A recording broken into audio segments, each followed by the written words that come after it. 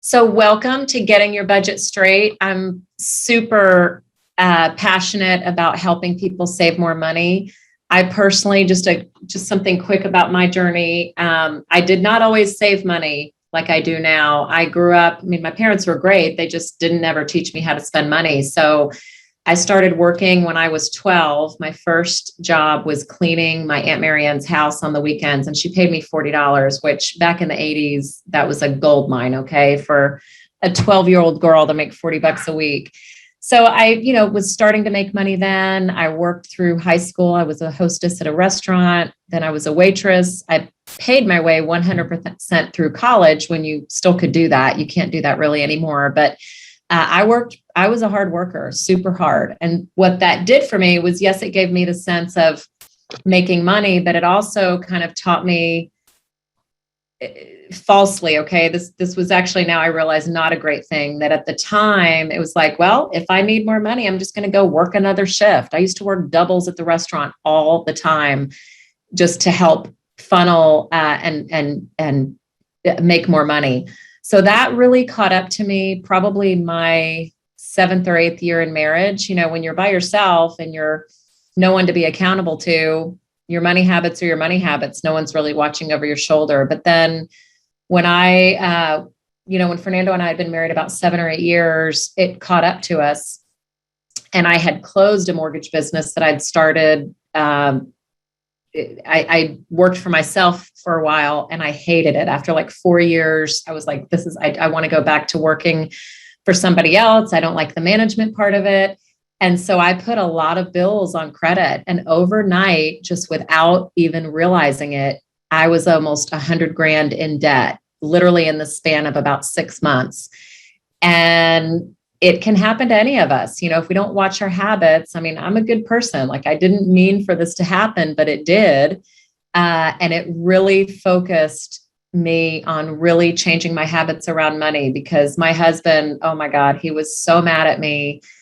He rightfully wanted to end our marriage. Like, I can't believe how you're, spending money. How could you do this to us? Like, you can just imagine all of the painful conversations. And it really, it was more than just picking up another shift at the restaurant. I couldn't do that anymore. So I really changed my habits around money. And that's why I'm really passionate about helping people do that for themselves. In the last 12 years that I've been super rigid and fanatical about my money, I have saved 20% or some years more of my gross earnings, and have amassed quite a portfolio of money for my family. So have changed my ways, and you can do it too. So that's what we're here to talk about today. So please use the chat button. Happy to answer questions. This will go, we'll end probably just right up a few minutes before the top of the hour. So we're going to go for about 50 minutes, probably including Q&A. So at any time, please raise your hand and I'd be happy to answer.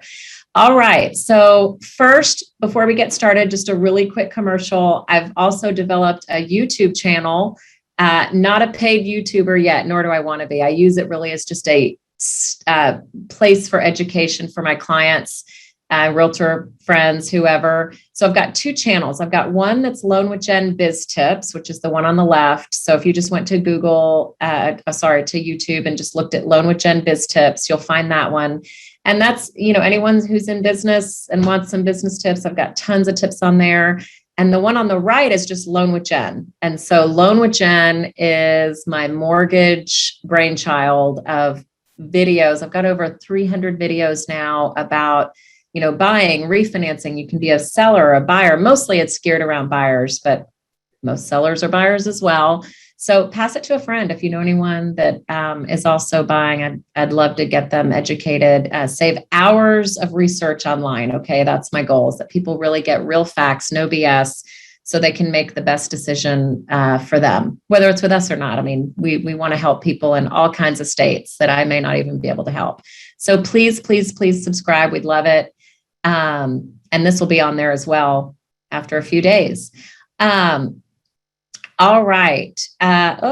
my slide is, oh, here we go. My slide is not working here, guys. Hang on one second. I got it filled in here. Okay. Did you know? So I've got some statistics for you. Did you know that 54% of Americans live paycheck to paycheck?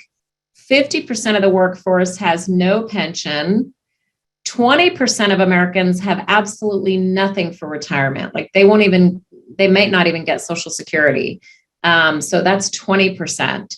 The new age of average retirement or life expectancy, it was 62 way back when Social Security was first created. And now life expectancy, as of some census reporting that was done in 2020, is a little over 72 years. So that's a lot longer that we're expected to live. And so we need more money to help us live our lifestyles after retirement, unless we want to work until we're, 72.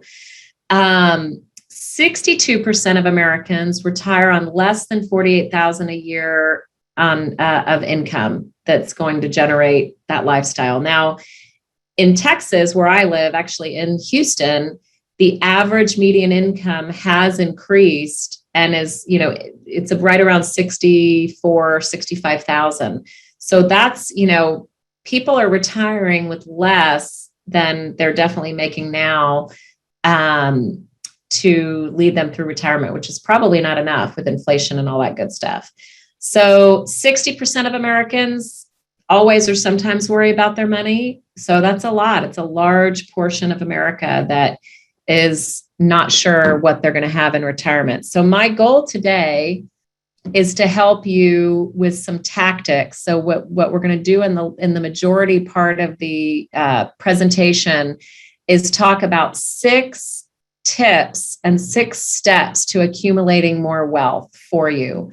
So that is my goal, that you get some new habits or, refine some current ones, give you some new ideas, some things that I myself have learned from when I went from my not saving and 100,000 in debt, which I have proceeded to more than pay off, by the way. And like I mentioned, in the last 12 years, not only did I pay off the money that I owed, but I managed to then accelerate save over the last 12 years, pretty fanatically. It didn't take a lot of tweaking to change my ways and to really accelerate the growth of my savings. So you can do that too. All right. So some important facts for you. So I looked this up on savings.org. So I got this directly from there. You can go to savings.org and type in it let me type in some amounts. I just did 100 and 500 for you today, but you could type in 250, whatever it is that you want to know. Is a pretty good site.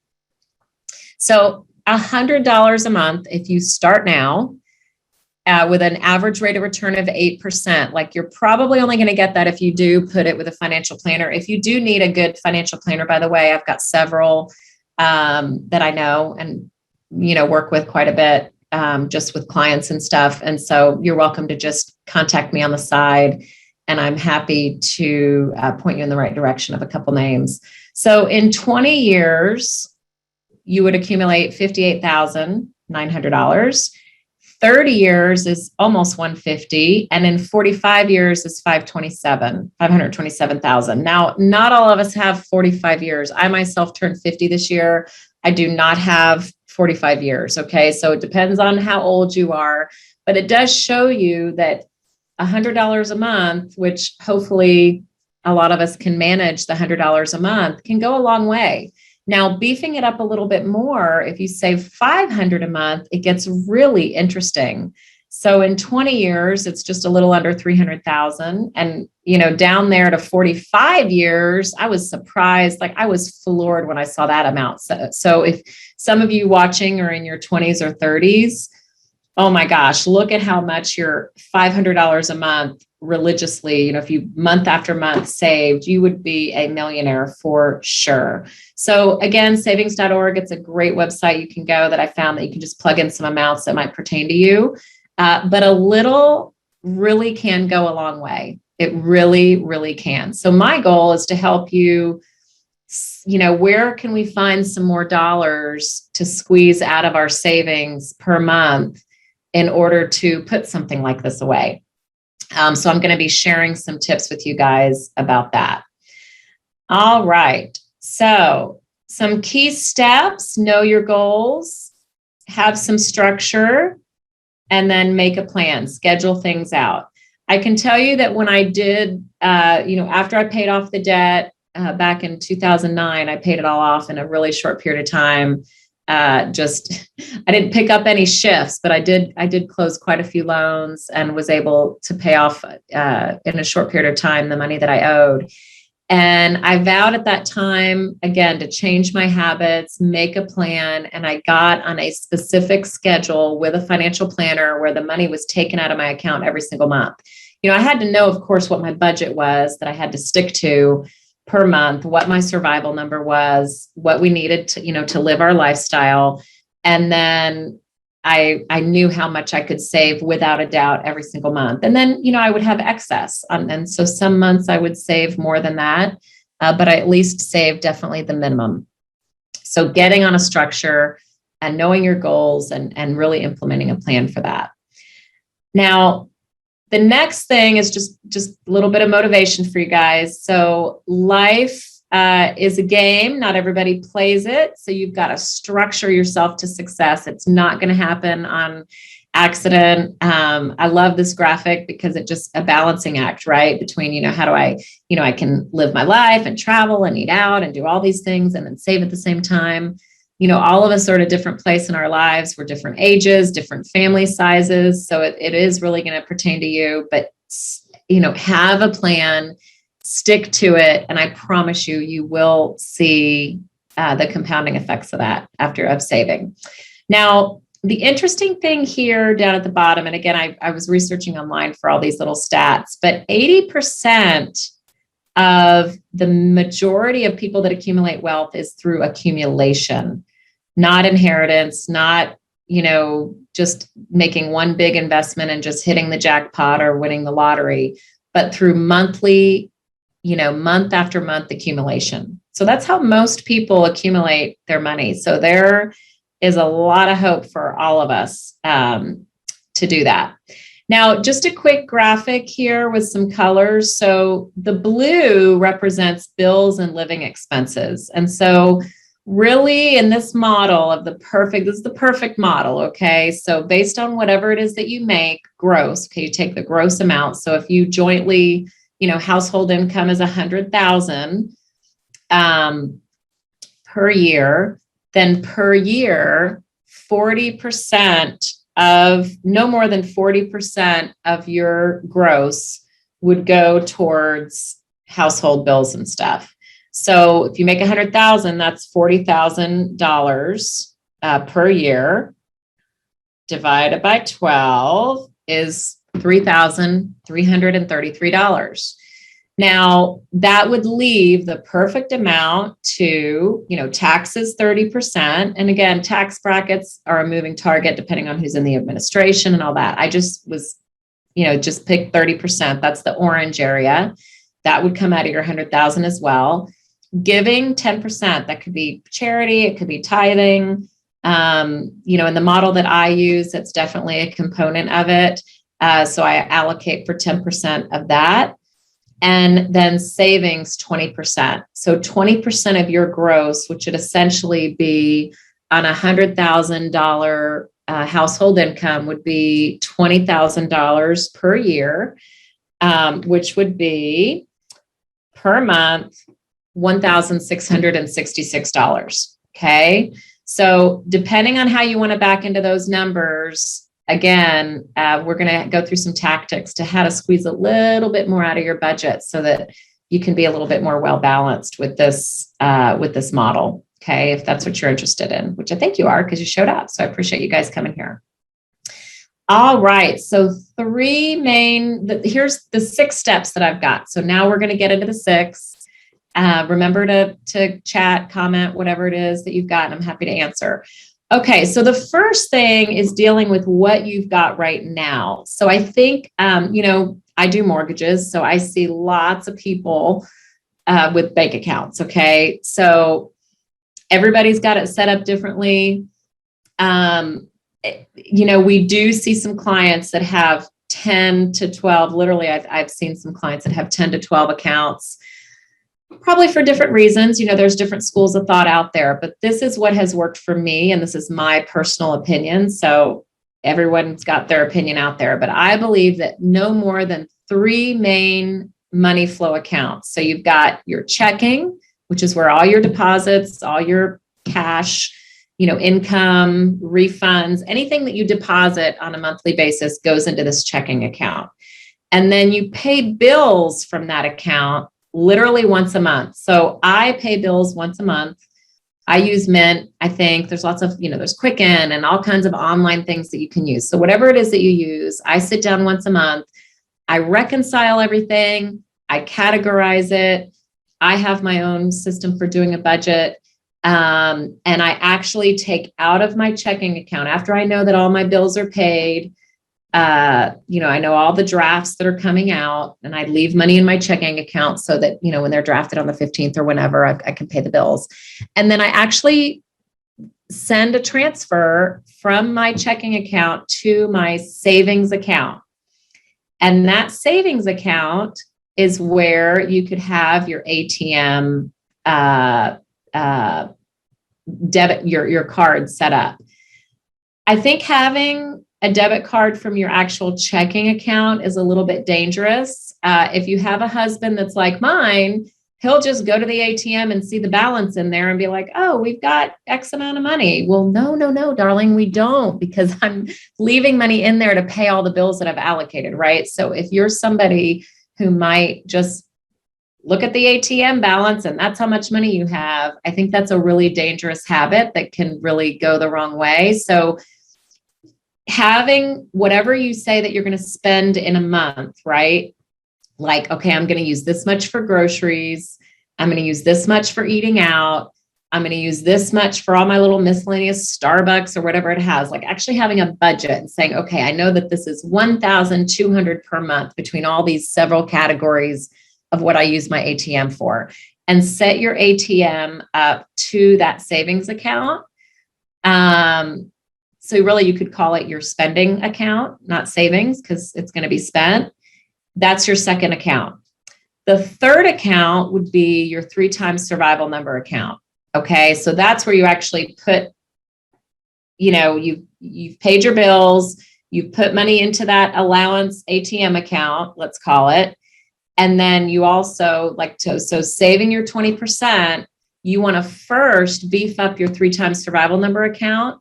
And then I worry about sending it to investment, financial planner and all that good stuff. So these are just the basic 3 accounts that, giving you an idea of what you could have. Keep it simple. Okay. Now, in addition to my money market, so I have these 3, and then excess money after that, once I've hit my 3 times survival number. So your survival number, let's say for you to live monthly on all your bills, your car payment, gas, groceries, all that, to live the life that you live right now, let's just say that that's $5,000 a month. So your 3 times survival number would be 15,000. So somewhere in a money market account, you would need to accumulate 15,000 in savings as just like your emergency fund. Then you're worrying about funding other stuff. So you want to always maintain your survival account. You might have to deplete it a little bit for an emergency, and then you want to work on beefing that back up. Okay. So that's what we're really talking about here. And again, I've used this system for a really long time. I've never bounced a check in 12 years, and I've managed to save quite a bit of money. So we do have a question. So I'm going to pause for just a second. Pros and cons between HISA and money market account. High yield savings account and money market. I think that is something, it just kind of depends on the HISA, on the high yield savings. I'm not sure. Sometimes, high yield savings has a limit. I think the con would be checking to see if there's a limit of how many withdrawals that you can make per year or per month. Ideally, I will tell you that I think the pros, I don't have enough info right on the top of my head to really let you know. I would just say it depends. Either way, I don't think that the savings rate between the two of them is going to be much different. I think the high yield savings is probably a higher yield because you can't make as many withdrawals, but you just have to make sure that there's not limits also on deposits. You want to make sure that you can deposit into it once a month, because I pay bills once a month and I just make a deposit once a month. But you also have to make sure, the money market or high yield savings, whichever you choose, the idea is that you're not withdrawing from it very often. Like I withdrew from mine a couple of months ago because we decided to do a couple of home improvements, and we took it out of that account. And now I'm going to work over the next 2 to 3 months, beefing that back up with my savings. So ideally, you're just withdrawing from that account maybe 2 or 3 times a year, if that is my thought on it. So I hope that answered your question, but I appreciate the question for sure. Now, the next thing about your main money flow, really quick, as we're talking about this section before we go to number 2, is the checking account, going back to that basic checking account, basically I save, I get in the mail all these little refund checks and I don't know, $9 for this, and insurance is refunding $356 for that. So I actually put them in a Ziploc bag so they don't float around. I pin them to a board that we have. And once a month, I take those, I always do it before the end of the month, but I take it and I'll just go, pile it in the bank all at one time. I just kind of do that to be easy, because remember, I'm just paying bills once a month, which if you can get to that point, it is so less stressful than having to pay bills every 10 days or whatever it is. So any income checks, payroll checks, I put everything kind of into a pile. Most of my stuff is auto deposit nowadays, but the goal is to simplify your activity around the budgeting. So put stuff in a baggie, in a Ziploc bag. Obviously your payroll checks, you want to try to get them auto deposited. I would not, this is not on here, but as a side note, we have a lot of clients, not a lot, but we have some clients that they might get a check, a physical check, and they take money out like the day they deposit the check. Their check might be $1,500 or $1,200, and they take out cash at the same time. I personally would not do that. I would have the whole amount go in and then go to the ATM and have the physical activity of taking it out, just from a management standpoint of reconciling once a month to know what came in and what came out and tracking. It's much simpler if everything is deposited and then you have an actual activity of taking it out, the physical, like the ATM, instead of like the counter withdrawal, et cetera. It just gets convoluted. It's easy to lose track. I know it's an extra step, but again, I've saved 20% or more. Some years I've saved 40%. So that's how I've done it, is keeping things simple and manageable and able to track. That is the key word in all of this if you want to really get serious about your money. So, again, my tip is put everything in kind of at one time. If you can kind of accumulate those refund checks that you get throughout the month, just easier, just saves you a number of times going to the bank. And then paying the bills at the end of every month. I actually do it the first week of the month. Some people I know do it the third week. Whatever week it is that you pay your bills, do it once a month. Okay. And make all your deposits at 1 month if you can. The goal is that you're not living paycheck to paycheck. That's the goal, is that you get 1 month, at least 1 month ahead of your bills. And I was able to do that pretty quickly once I started really focusing on some of these steps that I'm mentioning to you. Also, something to note, most creditors will accommodate a certain due date. So if you can try to even, pile some of your withdrawals, maybe they're all on the 8th of the month, or they're all on the 1st of the month, or, sometimes you can gauge, make sure you're not late on anything, but you can gauge your due date so things come out on a certain due date. Okay. So that's step number 1. We're going to have a question here, and then we'll go to step number 2. It was a comment. It was a further comment on the high yield savings and money market. They said, yes, thank you. I started a high yield savings a couple months ago to reach your three times savings. That's awesome. Congrats on that. Congrats on that. I think that's the thing that we all kind of forget about is the 3 times. But I think what's important about this 3 times number is to know what your survival number is. And for me, it's just become so normal because, 12 years ago when I got serious about my money, I just know my survival number. Like you just break out Excel and just start typing of all the expenses that you've got to have so that you know that when you do have, in the 12 years, I've had some hard times. It hasn't always been easy to save the 20%. So I've had to know, what am I going to cut? I don't even have ESPN anymore at my house. My brother refuses to come over. He's so funny because he's like, you don't even have ESPN. How do you even survive? I'm like, I don't know, but it's working. I don't want to pay an extra $50 on cable just to have ESPN. So some things you're going to decide what are important and sometimes some things aren't. But if you don't have it all written down somewhere, where do you start? Right. So for a survival number, super important for you guys to know what your survival number is. And then you know what your 3 times has to be. So that's really step number 1. Okay. So step number 2 goal is to be debt free. So in step number 1, we know what our survival number is. We're working on simplifying our accounts so we don't have so many accounts everywhere. Now, being debt free, the average credit card rate is 17%. Okay. Maximum allowed by law is 27%. So I can tell you painfully back when I had that 100,000 in debt, actually it was 106,000 if you want to be exact about it. I remember there were days I literally was in these accounts and 12 years ago, it was, online was just becoming popular. So I was able to go in almost every day. I remember having days where I had literally maybe $3 in my checking account and it was so stressful. And I was paying when I would really pay attention and I saw how much interest I was paying per month. I was heartbroken. I was like, I can't even believe I let this happen. So I had to forgive myself for all that. And to get out of it, I did have to invest. So monthly, I'll tell you that the way that I did it, I didn't care. I hear a lot of people say 0%, blah, blah, blah. I think I had 7 or 8 credit cards at the time.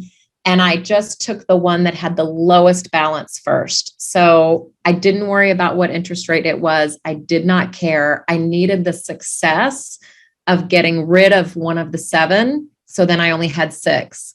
And then I wanted to get rid of the 6th one. So I only had 5. So for me, I attacked the smaller balances first because it was just the energy and the stress that I felt. And now that worked for me.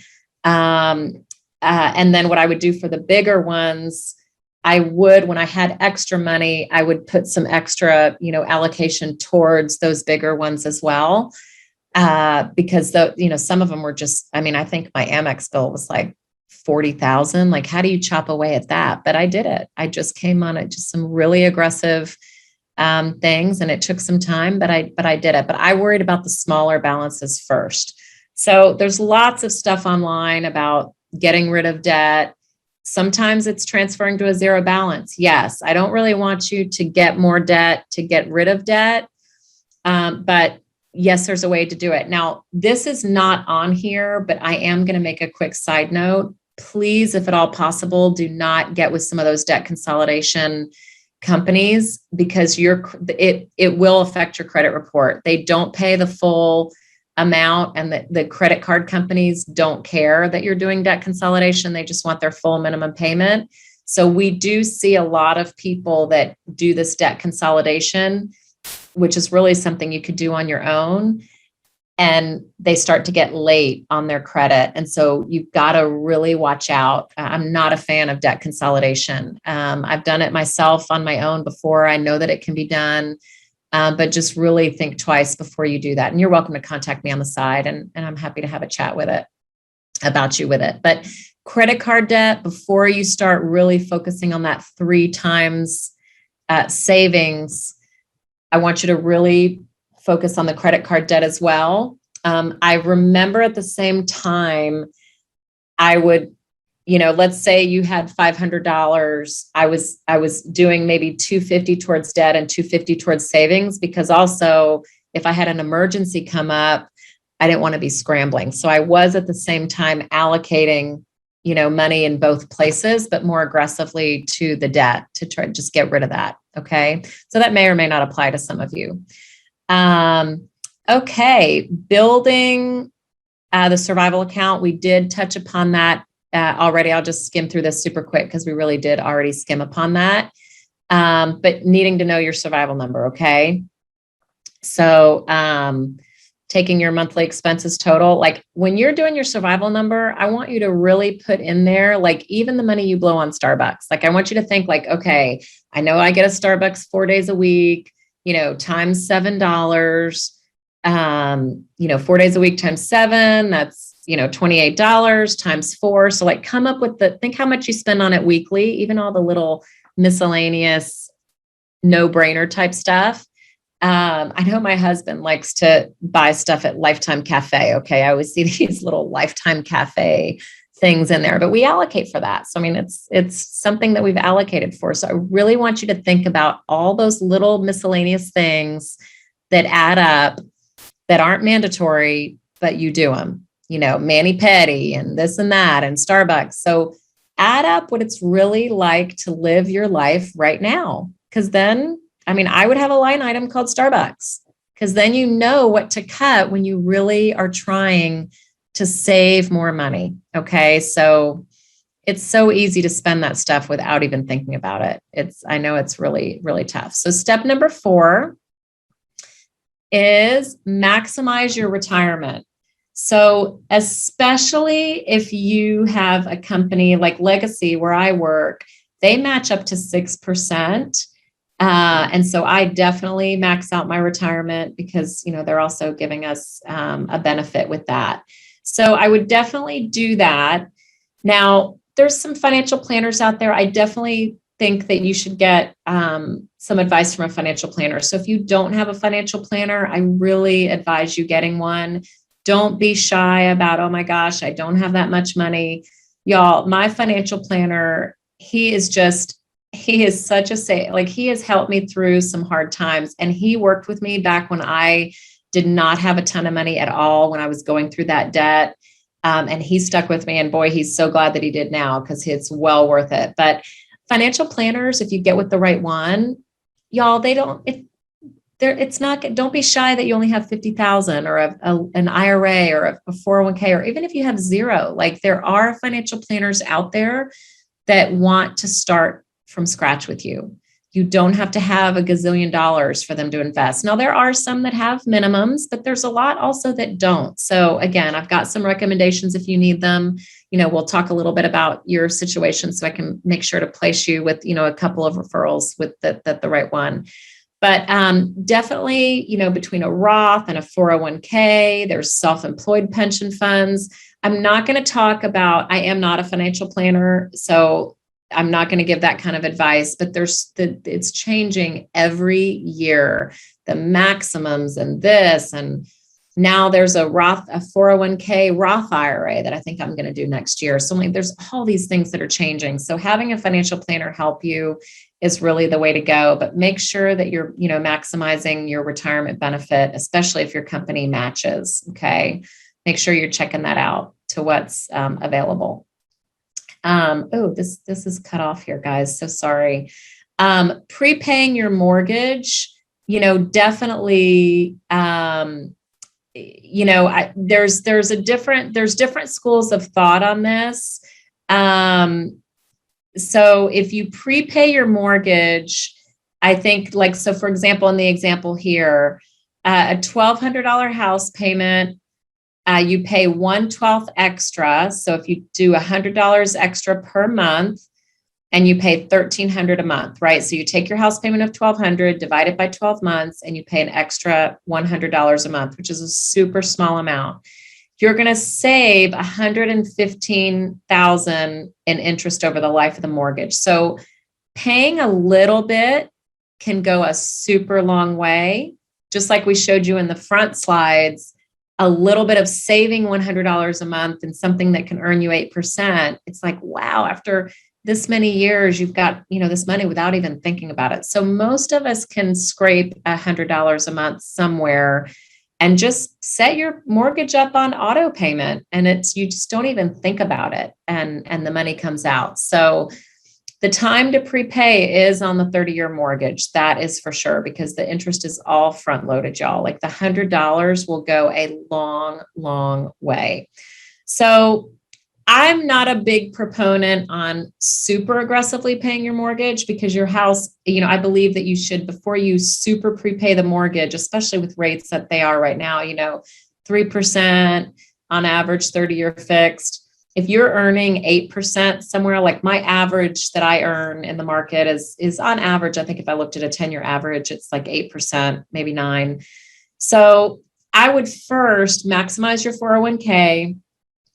Make sure you're paying those credit cards.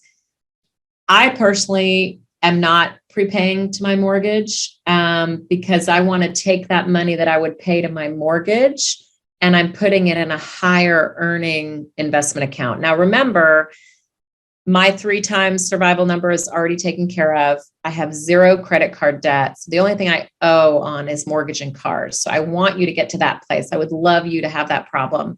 So I really believe in putting money in investment accounts that can earn more than interest that I'm earning, that I'm paying on my mortgage now with rates so low. So that's something also that you would talk to a financial planner about. Okay. So I'm not giving investment advice.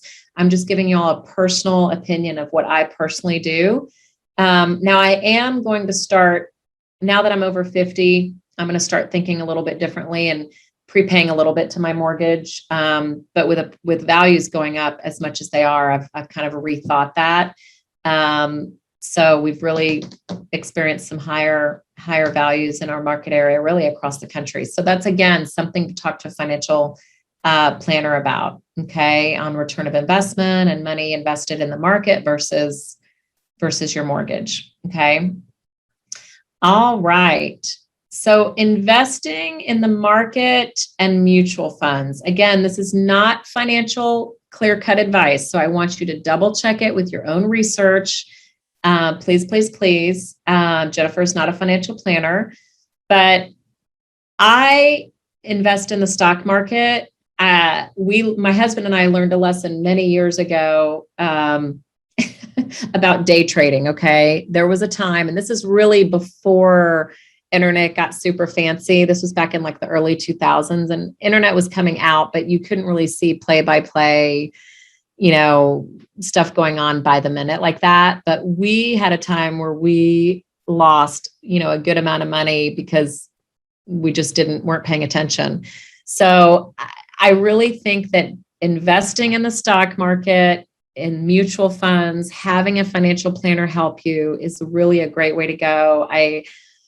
Fernando and I now have just a Play E-Trade account, but it's because I know that in other areas we're super set. Like we have most of our money with our financial planner.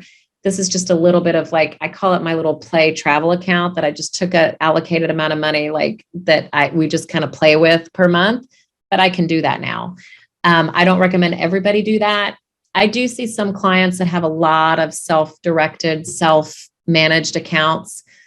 I just say if you do that, you've got to really super know what you're doing because things can move so quickly. So I really have had a great success with a financial planner and super proponent of that.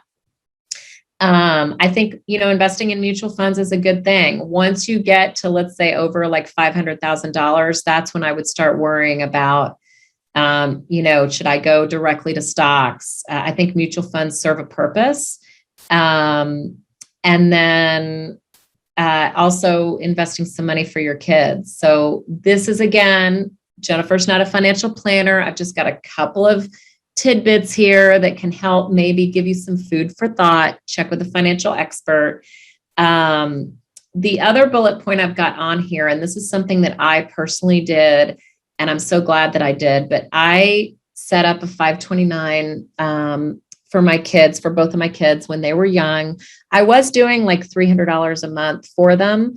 And then my CPA gave me an idea. He says, hey, why don't you figure out with your financial planner how much you need to invest for each of them in the next 12 months, and like sock it away every month, because I had some excess savings at that time, and basically fully fund their 529s for whatever it, with inflation, we figured out, okay, how much are they going to need when they're 18, right? I mean, they were like, Pablo was like a year at the time, right? So I had 17 years for it to grow. So we came up with a number, and that was all of our savings for a year. That's all we did, was put money in the 529. And I'm very glad that I did, because we weren't able to as aggressively save that much after that in the future towards that one thing. So I'm really, really glad that we did that. It was really great advice that my CPA and financial planner made for us at that time, because for Fernando and I, what stressed us out the most was my kids having enough money for their future education. So again, that's something a financial planner can help you with, but you can put tons of money towards a 529 and just super aggressively fund it. We did that, and it was really fantastic. Okay, so I've got another question really quick, and then we're going to go on to step number, this was step number 6, so we're almost done. So is there a difference between 529 and Coverdell? I don't know what Coverdell is, so I'm really not sure. I can't speak to that. I do know that there are some, like having do it again. Like, remember, I did this for my kids' 529 like 12 years ago. Okay. So since then, there's some things I've been exposed to that are kind of some life insurance type things that you can do, and you can take the money out early against the principal. There's some more creative things you can do. I just can't think about that anymore because I already did the 529, so I've already got it there. But I do not know what Coverdell is, so you'll have to check with a financial planner about that. So sorry, I can't answer that one directly. But again, my main goal for you is to have this issue, right? Like, I want to make sure that 3 times your survival number, that first, you know what your survival number is. Second, that you simplify the way that you manage your money monthly, and that you get rid of those credit cards. Like, it just is like, I do not spend more per month on credit cards than I can pay off in full. I definitely want to get all the points and all that stuff, but I make sure that I'm managing with a budget that I don't spend more than I know that I can pay off in full. So a lot of us have some work. There's a lot of people that have work to get to that point. And I think simplifying your banking, getting your ATM out of your regular checking account, and putting yourself on an allowance each month and saying, okay, I know that this $1,200 has to last me for a month on groceries, eating out, all this little miscellaneous stuff that I've got to do. Like, you're putting yourself on an allowance. Okay. Like that really is helpful when you're trying to really manage these monthly expenses. So some of these things are super simple, but that's what it's meant to do. Simplify everything so that you can worry about, okay, should I do a 529? Should I do Coverdell? Should I do, mutual funds? Like, I want you to get to step number 6, but don't skip steps number 1 through 4, because those are really the foundation and the building blocks of everything that's going to help you manage your money in a different way. What I have found out over the last 12 years of doing this, anything that gets super, super complicated is just that, complicated. And so when I get more simple about my money, like it's just black and white, like I put it into the allowance account. That's where the ATM is. That's how much I can spend. When I reach my limit, that's it. We're not eating out anymore, or whatever, all the miscellaneous stuff that we do. And really sticking to that, just keeping it simple. Okay. And then we did get a financial planner that helped us, because I didn't want to worry about learning. I mean, I've got a full-time job already. So learning all the market and this, and worrying about, oh my God, did it go up? I mean, some of y'all really like that stuff, and that's super okay. But for the most part, most of us don't even have the time to do that. Like, I don't even remember what I had for breakfast yesterday, because between work and kids and husband and, all this other stuff, I do not have time to look at the market. So I got someone that I trusted. He's done a great job for us. So I think that financial planners really serve a purpose. Okay. Um, we have really finished the presentation, and I hope that you have gotten just some tips to expand on what you're already doing. And I really, really appreciate you guys coming.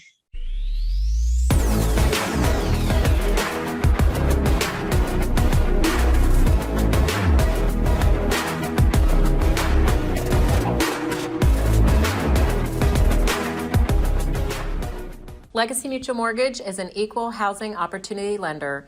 The opinions expressed here do not reflect those of Legacy Mutual Mortgage.